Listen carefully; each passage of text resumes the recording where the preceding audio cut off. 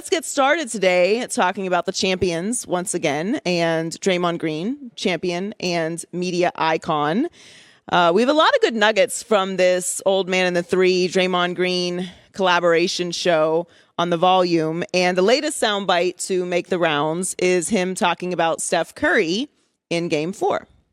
I love hearing these stories and these little nuances about how championships are won and how dynasties are built. Those are the little things. Those are the things that matter. Those are the stories that you don't hear throughout the course of these championship runs. And, listening to Draymond speak so transparently about it, you wouldn't think Draymond would get rattled because that's just not his persona. He's the bouncer and he is the tough guy. He's the enforcer for that team. But Draymond is human as well. And, hearing 21,000 people chant vulgarities at you throughout the entire game, on top of not playing well, which he wasn't in those games, that can compound your emotions. And it's perfectly human to say that you would be feeling that in that moment. But if Steph and him didn't have the relationship that they have, if Steph Curry didn't have the emotional intelligence that he has, if they hadn't formed that bond and had those experiences and awareness to know this is what needs to happen in this moment or things are going to start to unravel, maybe they don't win a championship. And I always find these type of stories to be really fascinating because this is the difference between throwing a bunch of pieces together, not knowing if the relationships work, not knowing if these players' personalities, however different they are going to match and if they're going to be able to see eye to eye and be on the same level to do all the little things to win a championship. Because it's so much bigger than just having talent. It's so much bigger than just spending money. It's so much bigger than being loud and having a big fan base. Everything has to come together. Now, it was also helped that Steph Curry was awesome that night at 43, 10, and 4 in Game 4.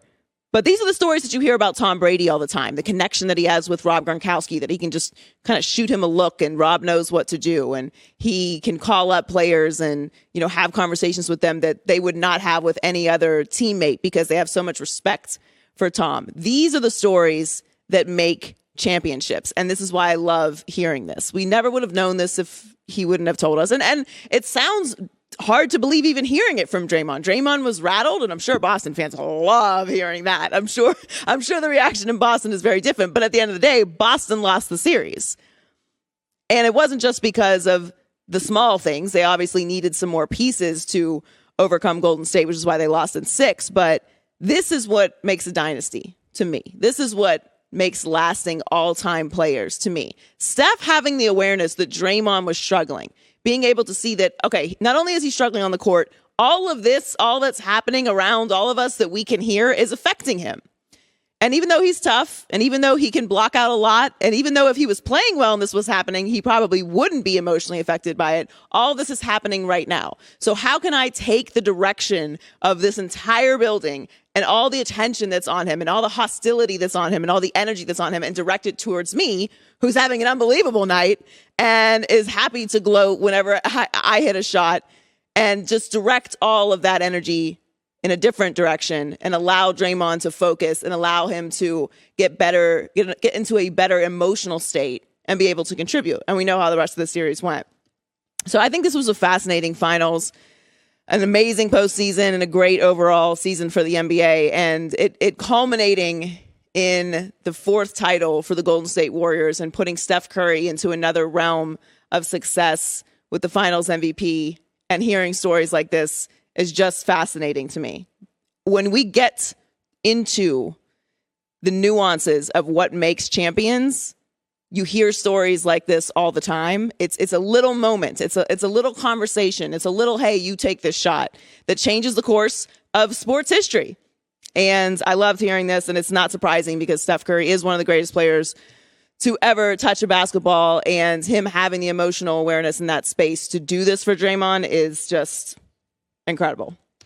So pivoting to James Harden, who was reportedly taking a discount in his new contract with the Sixers. So he's declined his $47.3 million player option for the upcoming season, and they are prepared to meet in the middle for a longer-term deal, but a lower annual salary. Now, there was a lot of kind of fear based around how things were going to go with James Harden's contract this offseason because he was pretty atrocious in the finals. Now, during the regular season, he contributed quite well, but the drop-off from his regular season numbers to the playoff numbers, which has kind of been the story of James Harden's career so far, I mean, for our radio audience, it's a tremendous drop-off. I mean, 22 points per game during the regular season to 18.6 in the playoffs, 7 rebounds per game to 5 in the playoffs. All of his statistics went down tremendously. So Brian Windhorst reported that Harden would be eligible to sign a max deal in the $47-48 million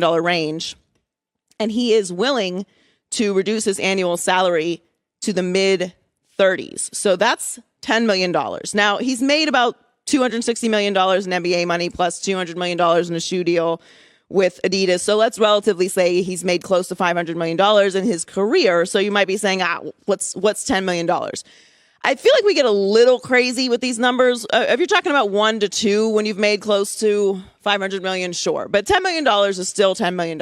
And this is what he does for a living. I don't like to count people's pockets. I'm not running in these checks. This is not coming out of my account, so it really doesn't matter to me. And I think that as a professional athlete, since you are a professional, you're entitled to make as much money as someone's willing to pay you.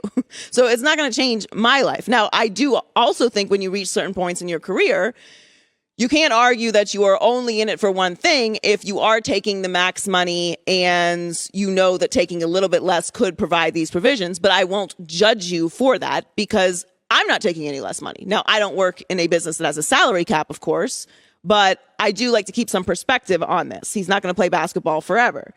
But I do think that this is important because we punish players, we talk negatively about players when they don't have any self-awareness.